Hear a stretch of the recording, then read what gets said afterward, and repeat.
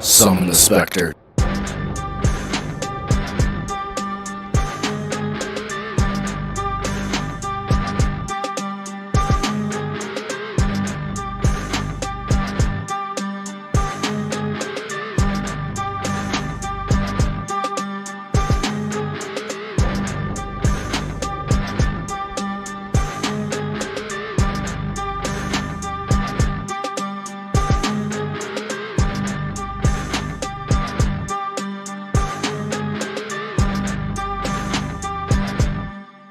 Summon the Spectre. Ladies and gentlemen,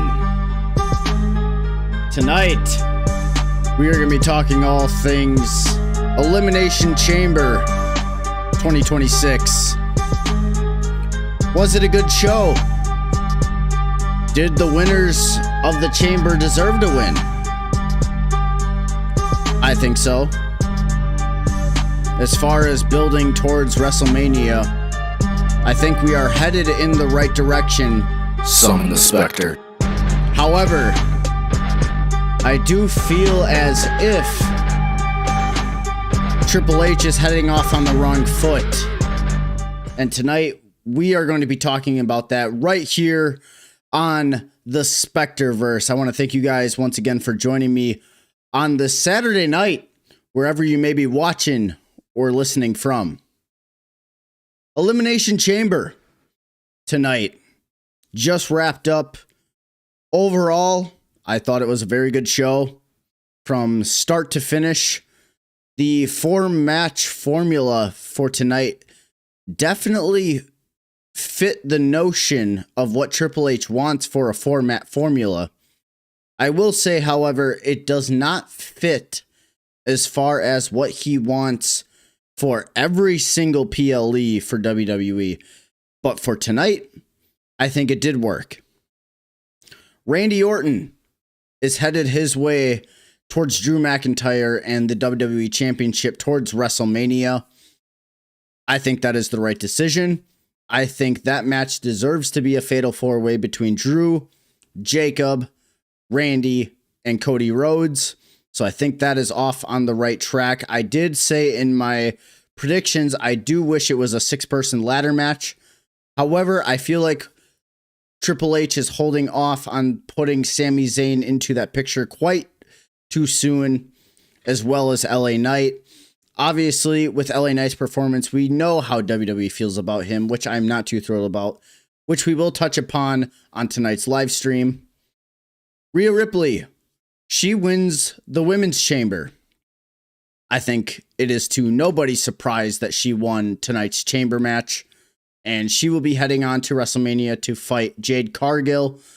For the women, they need a marquee matchup, and Rhea Ripley is the only one on that roster at this very moment that fits that mold. Tiffany Stratton, does fit that mold. However, I feel like she's too young, too soon. No knock on Tiffany, however. I think she's fantastic. I think she's great. But as far as a marquee matchup that people recognize names to faces, they are aiming towards Rhea Ripley versus Jade Cargill, and especially after Io and Rhea losing the tag titles on Smackdown last night, this was their best option to go for. So Rhea is on her way to WrestleMania for Jade Cargill. Finn Balor, CM Punk, they put on a masterclass of a title match tonight. If you appreciate good pro wrestling, and I'm not talking about the glitz and the glamour, everybody knows if you want to see cool, holy shit moments, you go to AEW for that. But we're talking about story. We're talking about simplicity and execution. This match between Finn Balor and CM Punk is as traditional and simplistic as you can possibly get. And they nailed it. And I will explain why they nailed it. And both men should be very, very proud of themselves. If you did not appreciate Punk versus Finn Balor, I don't know what kind of wrestling you're into, but clearly you need to go back into the vault and rewatch some old wrestling.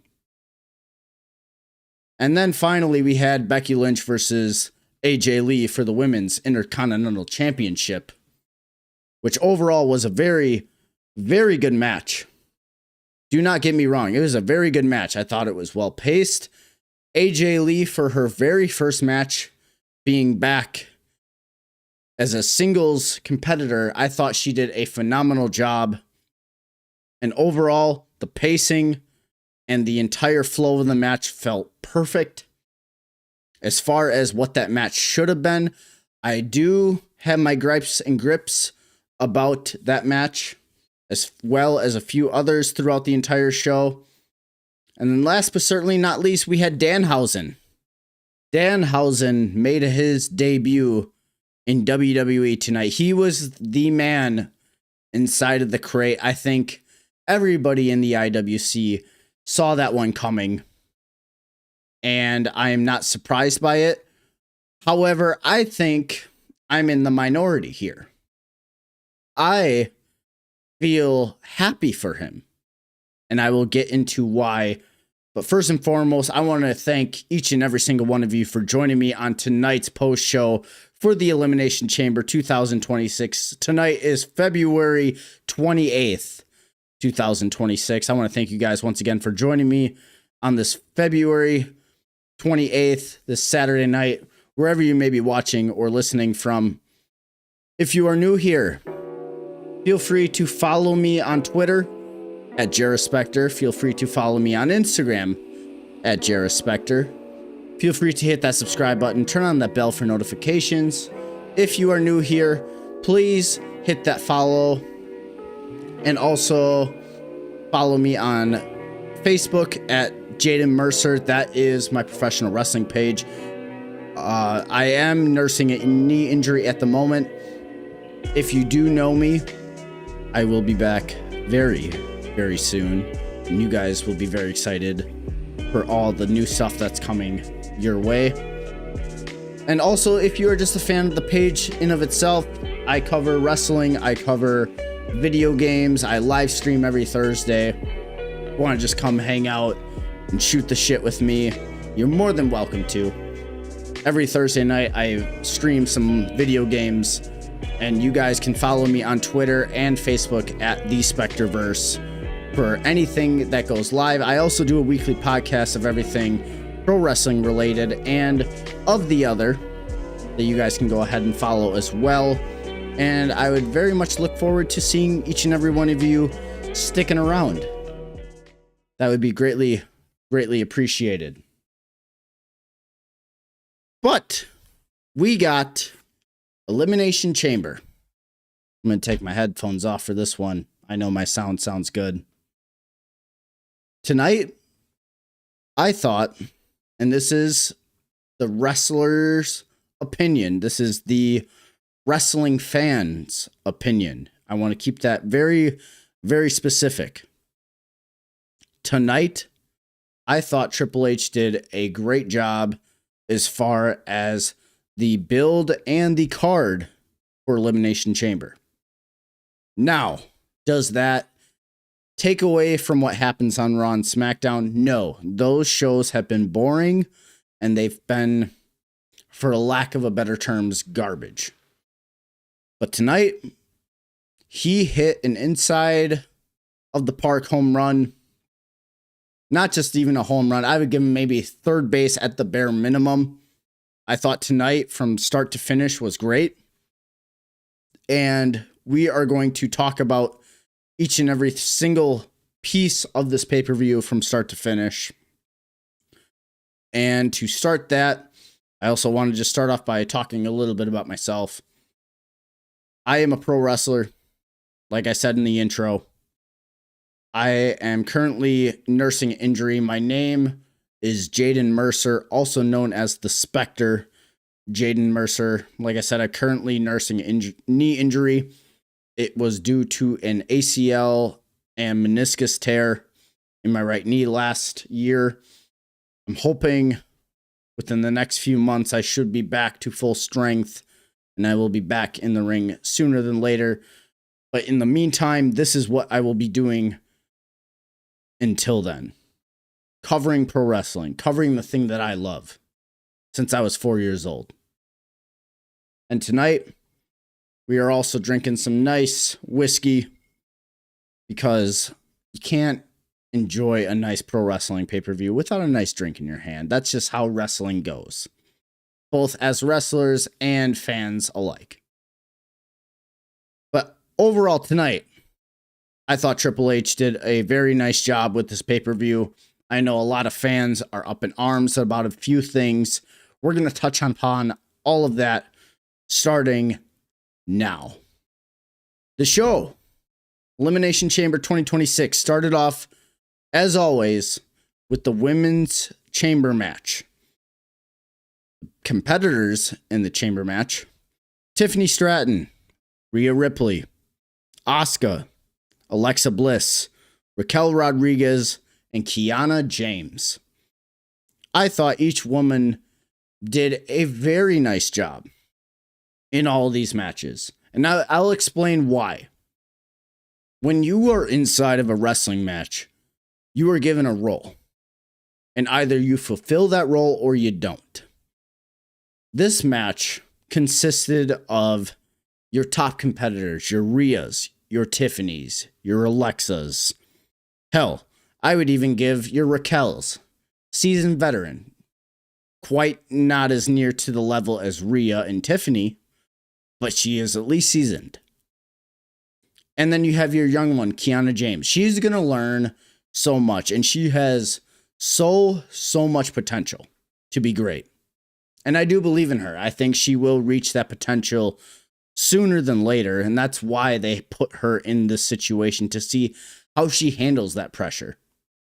And I thought she did a great job tonight, as far as Kiana James goes. But as far as the match goes, was it as good as last year? I'm going to say no. I don't think it was as good as last year's Chamber. I feel like last year's Chambers had more story, and it felt more like a Chamber match, if that makes sense. There were times in this match where I was like, holy fuck, they're keeping it safe. Does that make that a bad thing? No. I don't think it makes it a bad thing. However, this is WrestleMania season. This is where you take risks. This is where you take chances. This is where you see who's got the grit and determination that wants to be on Mania. And did they live up to the expectation of last year? No. Was it a bad match? No. It was a very good match. Is it rewatchable? For certain aspects, sure. But as far as what the standard should be, my answer is no.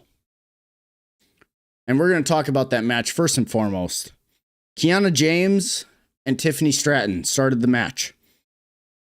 There was a little bit of chaining that led into a very small sequence between the two in the beginning.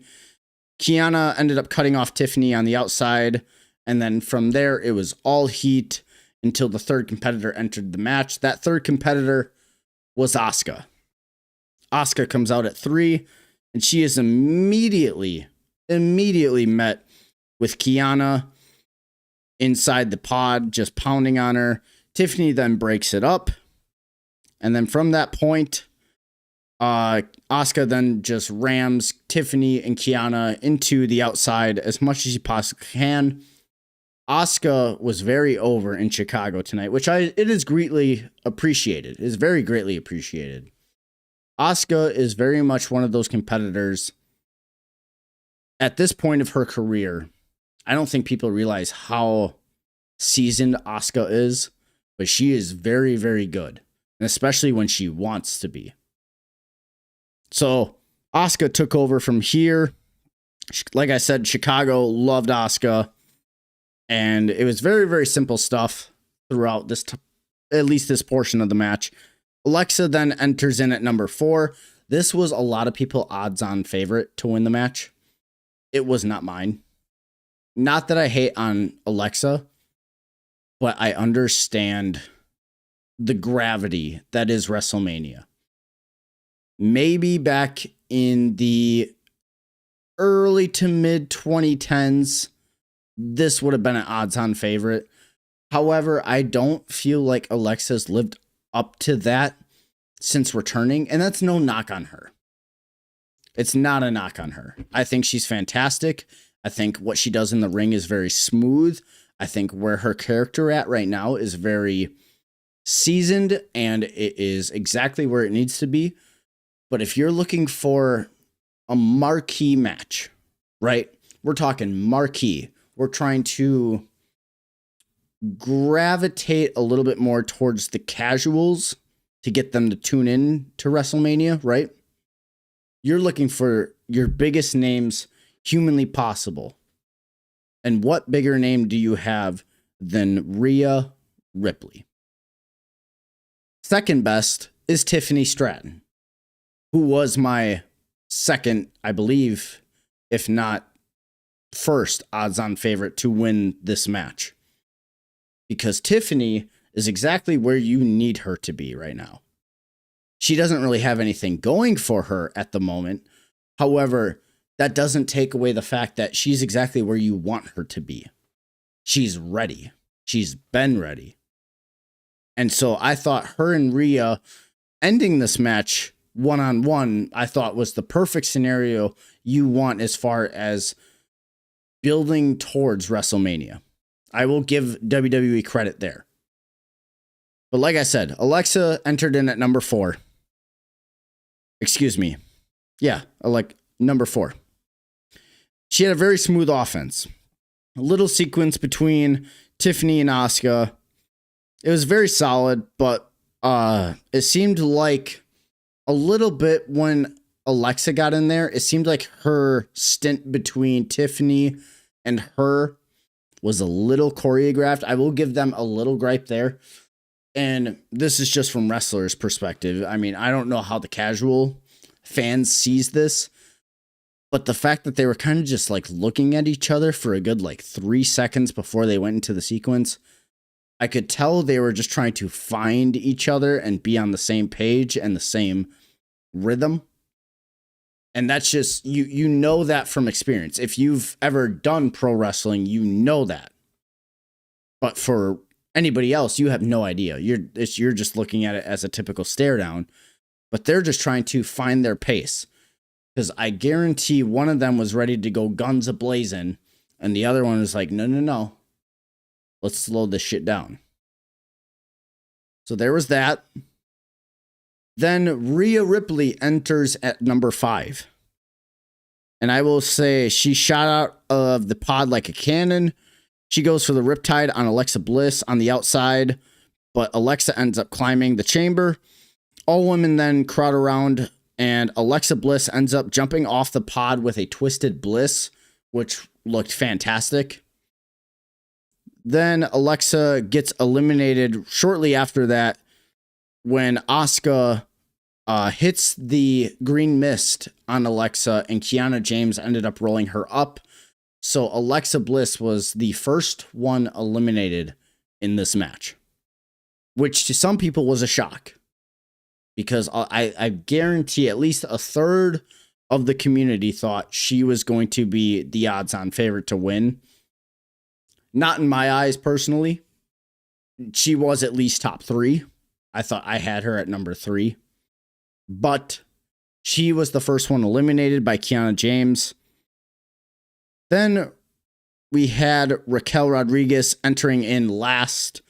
She, at least through her shine, moved a little bit slow to start. She tossed everybody around on the outside, throwing them into the chain on the chamber.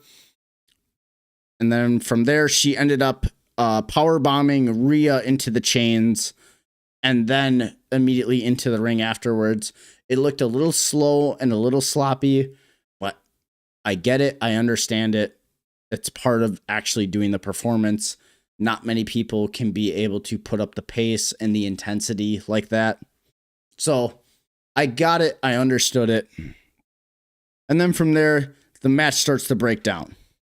Raquel ended up getting eliminated by, she ends up eliminating Asuka and Kiana James after she hits a running power slam through the plexiglass on, I believe it was Kiana, and then hits a Tejana bomb onto Kiana James, and that Tejana bomb was onto Asuka. So Asuka's up for the Tejana bomb, right onto Kiana James, double stacks them, 1, 2, 3. Raquel Rodriguez eliminates Asuka and Kiana James.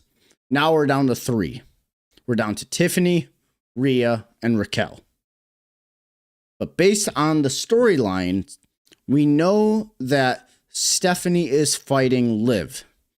So it doesn't make too much sense to have Raquel fight over Rhea. Obviously, that's what the Judgment Day wants. But as far as storyline, we can't let that happen because there is tension within Judgment Day that they are trying so hard to avoid. So we know that's not going to happen, which leaves Rhea and Tiffany. And we're going to get to that here in a second. Tiffany and Raquel fight on the top rope. Rhea Ripley, out of all people, hits a nice cannon bomb onto Raquel Rodriguez off the pod while she was on the top rope, which looked very, very scary, yet very, very safe. I thought it was done phenomenally. And then Tiffany Stratton hits her prettiest moonsault ever onto Raquel Rodriguez to eliminate her. I thought that was a very nice sequence, but that's just me. Then we had a nice little sequence between Rhea and Tiffany, leading into an Alabama slam from Tiffany. I will say the sequence itself and the timing just felt a little bit off. I think Tiffany was moving a little too quick for Rhea. And that's not, it's just managing to get on the same page as the person you're working with. Nothing too crazy there, but it still ended up working out perfectly fine for them. They can go back and watch it. I know that they both felt it for just a split second. Tiffany then goes for a swanton bomb and eats a kick, followed by a faceplant from Rhea Ripley for a near fall. Rhea then she then eats a shoulder to the post, and then that's where Tiffany hits her swanton bomb for a very close near fall. She then goes up for the prettiest moonsault ever and gets shoved off the top rope into the pod, then rolls back into the ring and eats a riptide. 1, 2, 3. Rhea Ripley is headed to WrestleMania to fight Jade Cargill. As far as your marquee matches, like I said at the beginning, you're looking for, this is WrestleMania. We're talking marquee matchups. You look at the division for the women. There is no bigger name that you can have in the main picture at WrestleMania other than Rhea Ripley. Tiffany Stratton is a close second. No knock to Tiffany. But right now, Rhea Ripley is your top dog. And especially after losing the tag titles to Lash Legend and Nia Jax yesterday on SmackDown, this was your best option to go for. So now you have Rhea Ripley versus Jade Cargill, WrestleMania 42 for the women's title. That match is going to be solid. There's going to be no complaints. That match is going to be perfectly solid. I know both women know how to work within the confines of what they can and cannot do. And if WWE hones into that, they'll be just fine. The next match we had was Becky Lynch versus AJ Lee for the Women's Intercontinental Championship. This match, I will say, it was a very solid match. You have to take into consideration this was AJ Lee's first singles match in over 11 years. 11 years. I think people casually take that with a grain of salt. I will say, as far as a wrestler standpoint, I have not been in a ring. So, context here. I got injured back in April of last year. I did not touch a ring until this month, early this month. So that's a good 9 to 10 months. This is 11 years we're talking about. Granted, she's had multi-women matches, and they've all been fine. But this is one-on-one. There is a different scenario when you are wrestling one-on-one versus multi-person matches. This is a little bit more serious. You got to be smart. You got to be strategic going into these matches. And I thought AJ Lee did a phenomenal job. She kept it very, very simple. And because of that, she did phenomenally. The match started very slow. I will say that. It started slow and it was very technical to start. And then AJ got a little bit of shine in. And Becky immediately cut her off with some heat. The story of this match was Becky Lynch is the more seasoned veteran and has been doing this consistently more than AJ. And that showed during the heat. And like I said, Becky grew more and more frustrated as every time she would go for a bigger move and AJ kicks out. She grew more and more frustrated. That was what they were trying to convey on television. I don't know, and I don't think it came off the same way on television, but as far as the match standpoint, I understood it. She wished AJ, I will say, she wished AJ would just give up, and rightfully so. She's the heel, AJ the babyface, and I think that was part of her trying to convey that frustration throughout the story of the match. Did it come off nearly that way? No.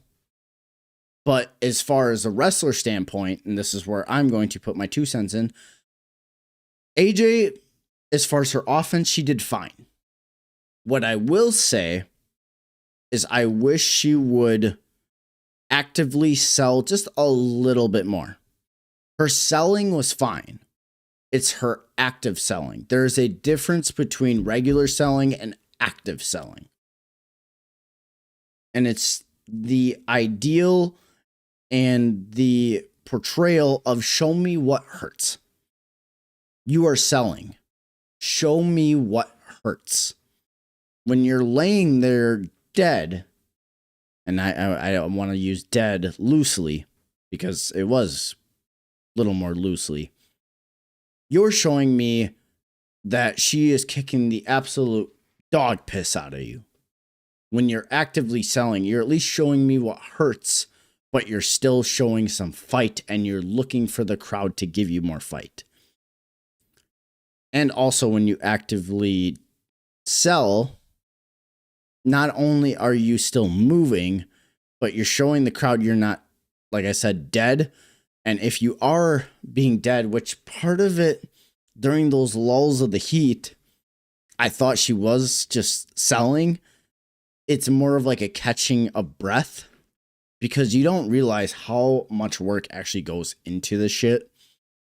And so I wish that she would have at least put a little more oomph into showing me what hurt versus just laying there trying to catch a breath. But like I said, it's very hard to do that when you haven't had a singles match in 11 years. So I give her grace there. AJ then got a really nice comeback in, and she was hitting very simple offense, but it was effective. Couple close near falls. Becky then goes to rip off the turnbuckle pad, and this is keeping that in mind. She goes to rip the turnbuckle pad off, and she successfully does. But Jessica Carr doesn't really do anything about it, the referee. There was a couple sequences in between, and then at one point, the ref decides, okay, I'm going to go put the turnbuckle pad on. Rightfully so. It got ripped off. Let me go put it back on. Be the referee. Understandably. And then as that happens, Becky rams AJ Lee into her. It doesn't completely it stuns her, but it doesn't knock her down. AJ goes for a roll up. There was a quick kick out, and then she ends up accidentally drilling Jessica Carr with a kick to the head. Now the referee is down. AJ then locks in the Black Widow, and Becky Lynch is tapping out very visibly. Just like, yep, I give up, I give up. The fans are going like, what the fuck, what the fuck? Because the ref is down. Then, shortly after that, Becky ended up getting some advantage because AJ went to go check on the ref. Becky Lynch then brawls with AJ on the outside, grabs a steel chair, throws it in the ring, and hits a DDT onto AJ Lee on top of the chair. Throws the chair out. By that time, she wakes up the referee. The referee is now conscious. 1, 2, kick out. Got a nice pop from the Chicago audience. Fans really started to bite in on at that point. And I thought it was a really good spot. Becky then goes for a slam onto AJ into the exposed steel. But as she's about to go ram her into that exposed steel, Jessica Carr steps in and says, no, no, no, no, no. You ain't going to do that. As that happens, she strikes up AJ and then goes for a splash into that exposed steel. AJ Lee then moves out of the way, so Becky Lynch eats a splash onto the exposed steel, which the referee at that point does nothing. The one question about this was that at what point does the referee call for a disqualification? If we don't know who exposed it, or even if they do expose it, what point does the ref call for a DQ? Is that technically a DQ? No. But it has been done before, so what is that? Where's the leeway? Either way, Becky eats the exposed steel and then gets stuck in the Black Widow by AJ Lee. At that point, Becky Lynch then taps. AJ Lee is your new Intercontinental Champion. And I thought that this match was very well done. As far as a match standpoint, I thought it fit the build. I do wish that there was a little more intensity behind it. But from the looks and the sounds of it, this feud is far from over. So I know they're going to just gradually build upon this. But as far as the match itself, I thought it was fine. No complaints there. Then we had CM Punk versus Finn Balor for the World Heavyweight Championship. I thought this match was very, very solid. As a matter of fact, I went on Twitter and I said this match was pure storytelling at its finest, and that wrestlers really should take note. It's not necessarily about the moves that you do in the ring. It's about making what you do in the ring feel important. And I will touch upon this in a little bit. CM Punk and Finn Balor. Like I said, their match was very, very phenomenal. The entrances, Finn Balor came out to Catch Your Breath. Very, very fun. I'm glad that they brought back that theme song for Finn Balor. He needs it. He deserves it. And it makes him feel special. Please continue to build off of that. And then we had CM Punk. It's his hometown crowd. The lights go down. And they play the 1996 through 1998 Chicago Bulls theme song, which got a nice pop. And then I would believe it was actually the Chicago Bulls PA announcer that announced him at least to the ring. It was very much like a Goldberg-esque entrance if you go back and watch it. So as the music is playing, CM Punk is walking through backstage. He's getting all hyped up. And as soon as he hits Gorilla, that's where his music changed to Cult of Personality. Out comes CM Punk. The crowd was very, very into this, and rightfully so. The match starts. It is very technical. A lot of chaining to start. I thought it was very, very well done. And I will say everybody's offense in this match was phenomenal. And I will say Punk does a phenomenal job at selling. Because throughout the chaining, you got Finn on top, then you got Punk on top. Punk gets a little bit more offense in, a couple chops here and there, just very, very little things.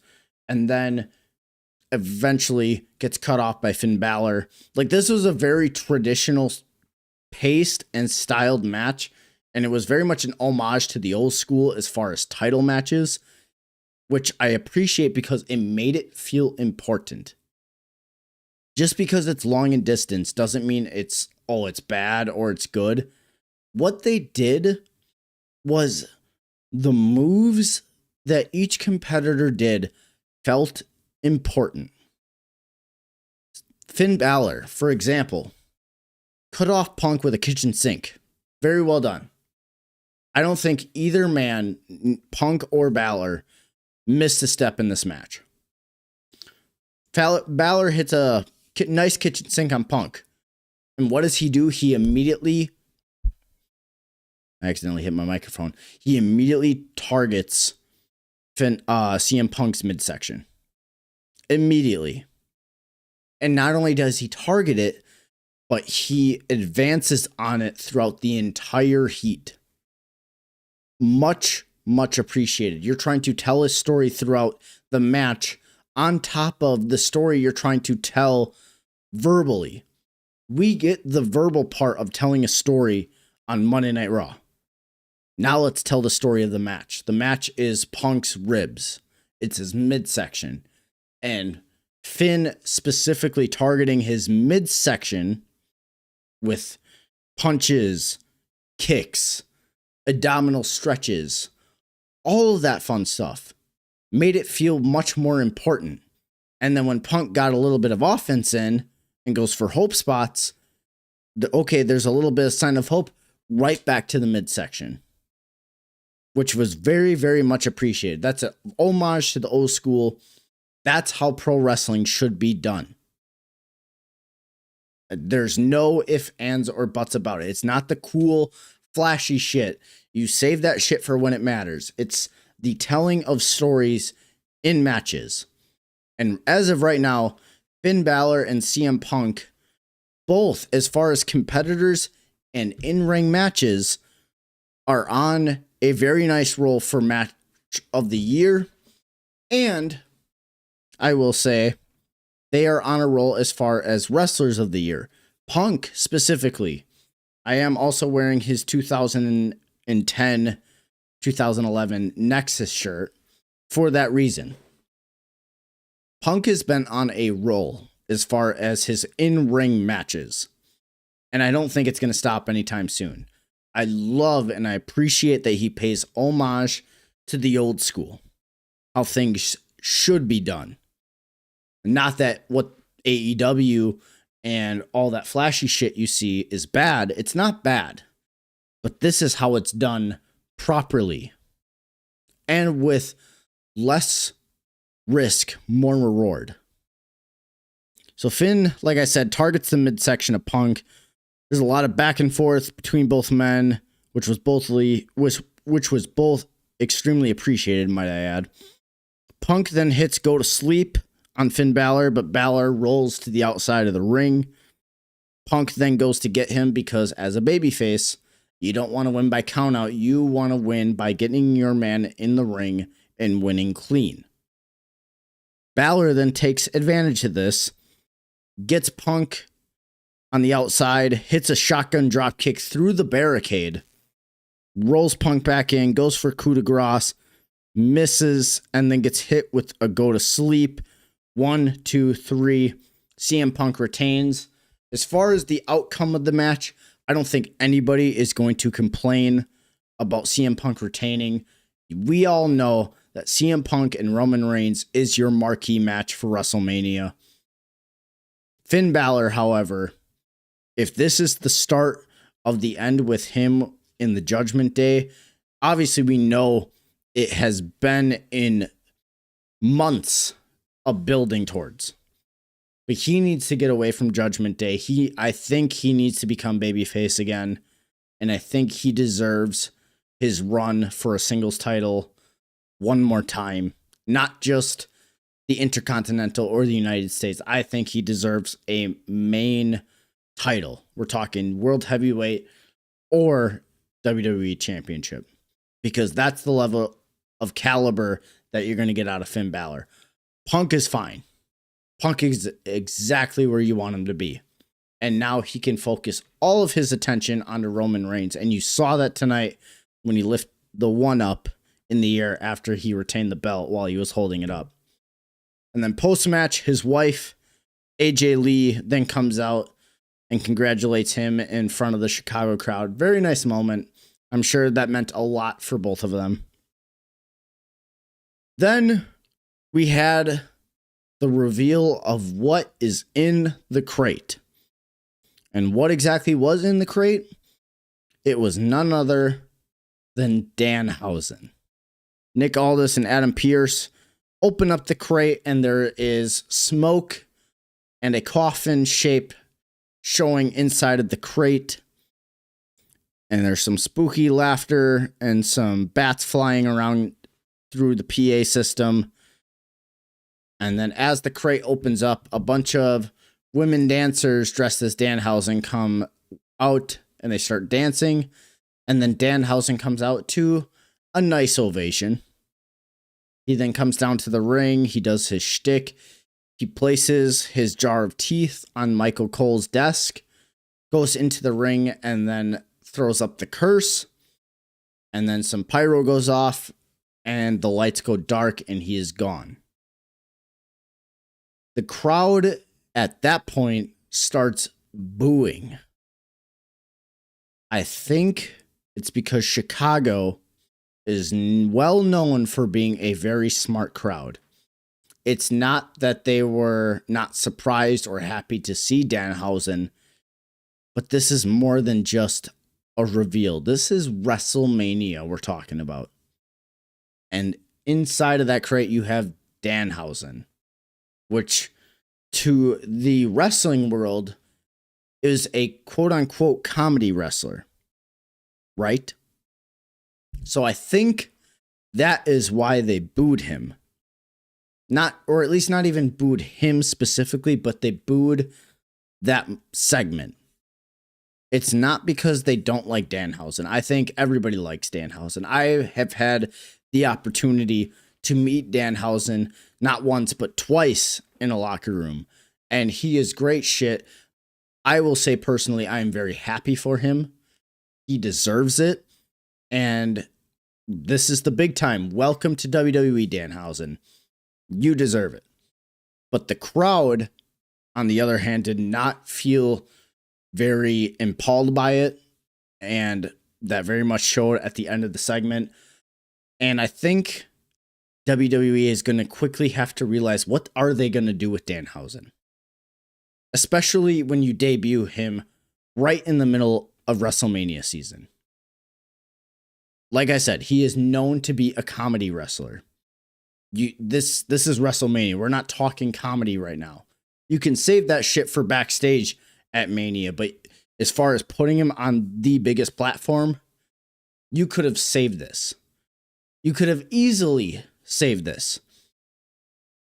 But that's just my 2 cents. But as far as Danhausen is concerned, I am very happy for him. Just because I've been able to meet him and I appreciate who he is as a wrestler and what he's done. And just the amount of traction he really does get. But that's my 2 cents on that. I said on Twitter, I'm very happy for him. And I don't want that to take away from his creative. Creative is going to be creative.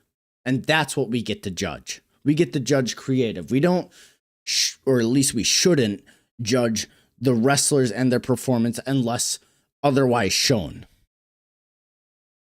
But with all that being said, that was the Danhausen segment. And now on to the final match that we had tonight. We had the men's Elimination Chamber match. It was Cody Rhodes Randy Orton, Logan Paul, Trick Williams, LA Knight, and Javon Evans. This match was solid. Was it as good as the women's match? Meh. I'm going to say no. Just because I feel like the women kind of busted their tail a little bit more than the men did. Did it do its job? Yes. Javon Evans and Cody Rhodes started. Cody ran heat on Javon. It wasn't necessarily heat, but as far as the structure of the match, it was. Until Trick Williams came out, who came out at number 3. He came out guns blazing. He had some very nice offense in. And then he got a slight nod with NXT Chance in Chicago when it was just him and Javon Evans in the ring. Everything, like I said, everything he did was smooth. Logan Paul enters at number 4. The 3 competitors manhandle him as soon as Logan's pod opens. They all just charged in and just started beating on him. He really didn't get too much offense in at that point until the match kind of broke off into its sections like it normally does. Excuse me. Then LA Knight enters in at number 5. He had very simple offense, but it was very effective. Logan got launched off the pod by LA Knight and Javon Evans onto Trick Williams and Cody. LA Knight then hit BFT on top of the pod onto Javon Evans. Nice little spot. I don't think that's ever been done in a chamber before. And then at that point, Randy Orton enters in at number 6. Randy's offense is very simple, yet so effective. Javon hits a splash off of the pod and then immediately gets caught by Logan Paul. Eats Logan Paul's finish. 1, 2, 3. Javon Evans is the first one eliminated from the men's chamber. LA Knight then goes for his signature elbow drop, but he ends up slipping. They ended up making up for it. So he slips off the top rope. He then makes up for it with a regular elbow drop. He then gets in a little squall with Trick Williams.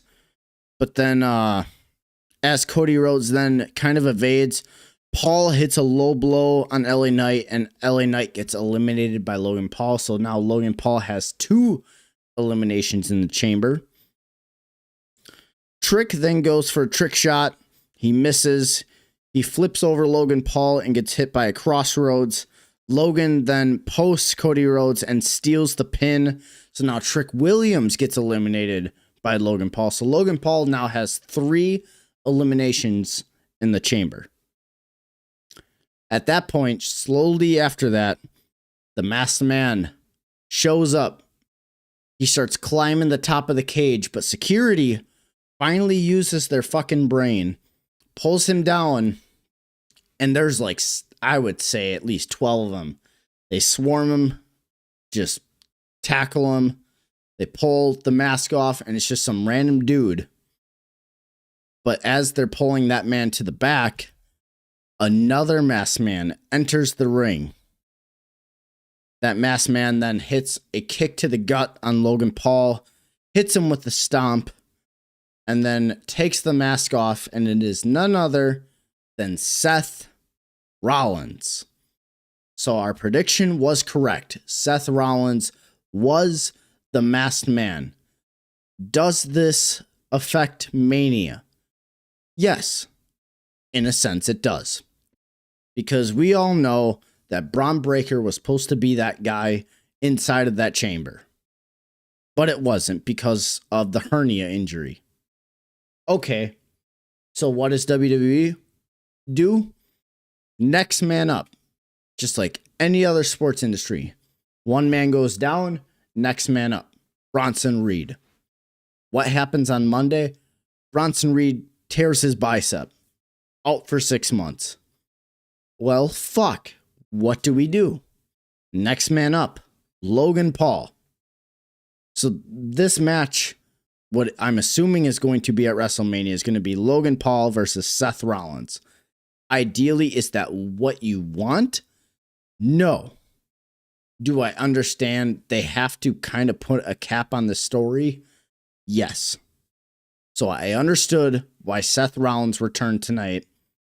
Obviously, we knew it was time, but there's nothing as far as what you can do with injuries. You got to work around injuries. You can't work with injuries. You got to work around them. So, unfortunately, we're not going to get Seth Rollins versus Braun Breaker.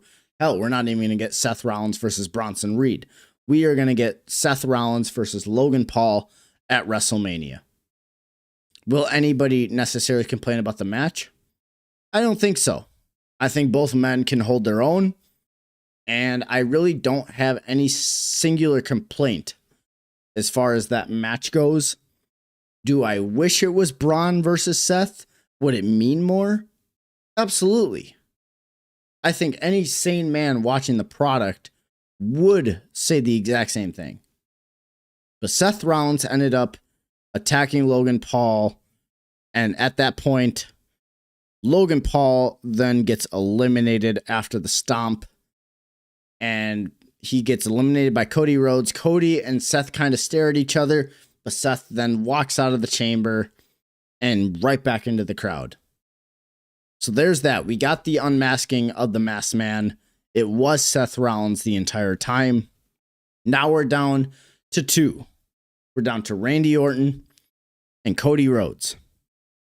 At that point, the door is still open. So Drew McIntyre then sneaks in and starts attacking Cody Rhodes.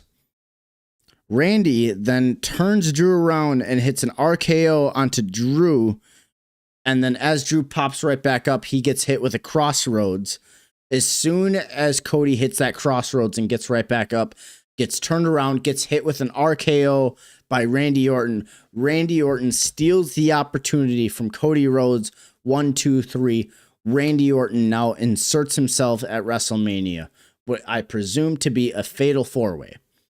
In my prediction, I said at least a 6-way ladder match or a 6-way anything match. And I wanted Drew, Cody, Jacob, Orton, Sammy, and LA. We're not going to get that. But a fatal four-way between Randy, Drew, Cody, and Jacob, I don't think anybody's going to complain. But then you realize you have some people in the community who are just really not that smart, and they ask, well, why does Cody and Jacob get to get inserted into the main event picture? Well, Sherlock, you tell me, who has been feuding with Drew McIntyre for the past, I don't know, I'd say month and a half? It's been Jacob and it's been Cody. They are going to get their opportunity to fight Drew at Mania by association. Randy earned his spot in the chamber. But now you have the story between Cody and Randy. What should have been, hey, you are my truest friend, you're my closest friend, whatever the case. Well, Cody's going to view that as, you RKO'd me, you took advantage of me. Randy Orton's going to be like, I'm the seasoned veteran. I did what I had to do to earn my spot at Mania. Cody's going to feel resentment by his friend. Meanwhile, Jacob is all eyes on Drew. And because of the intertwining of all four competitors, there's your match. There's your night one main event. That fatal four-way match. Will anybody complain about that? I highly doubt it. Is it going to wow people? Probably not.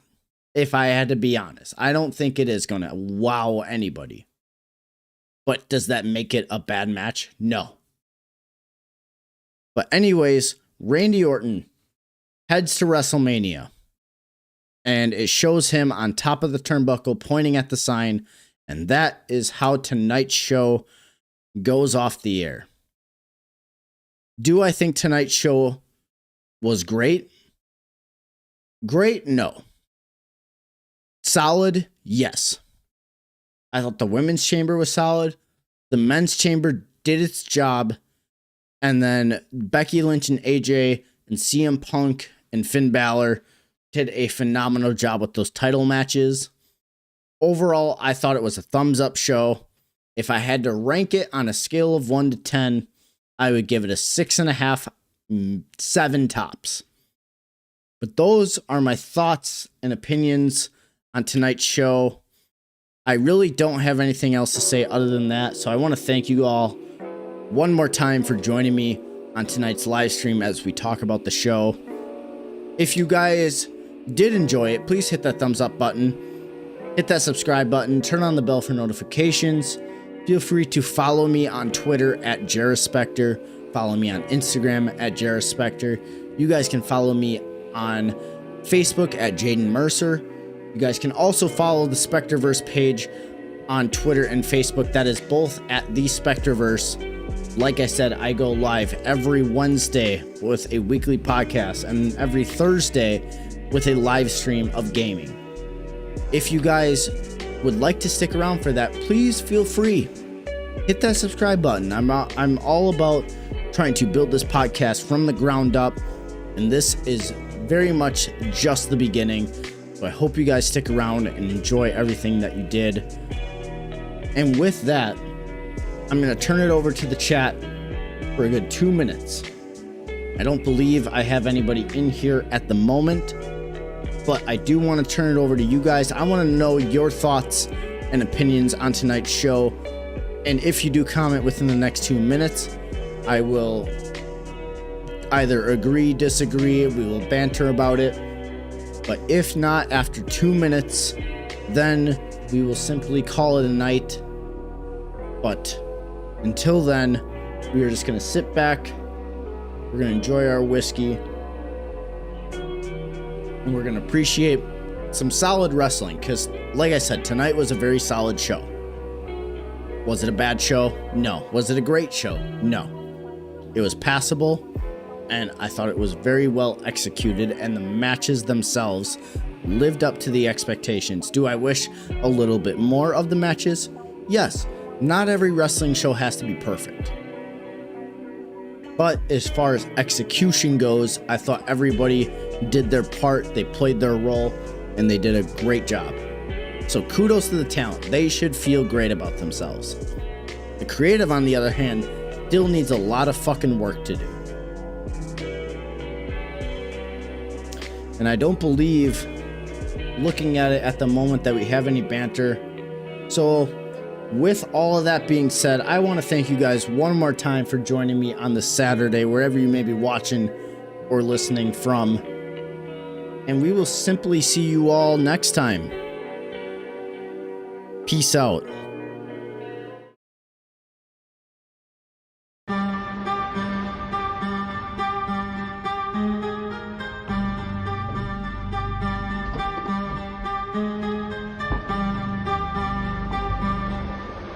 Summon the Spectre.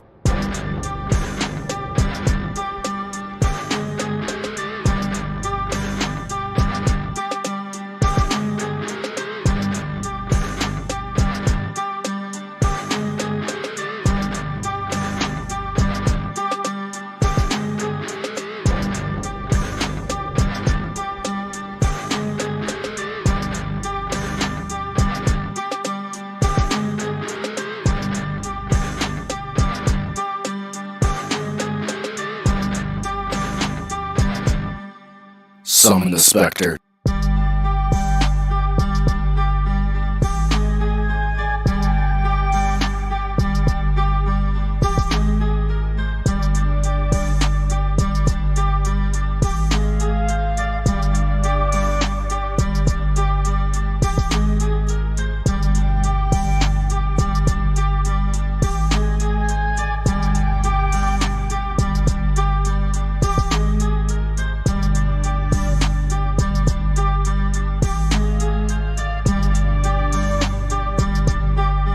Summon the Spectre.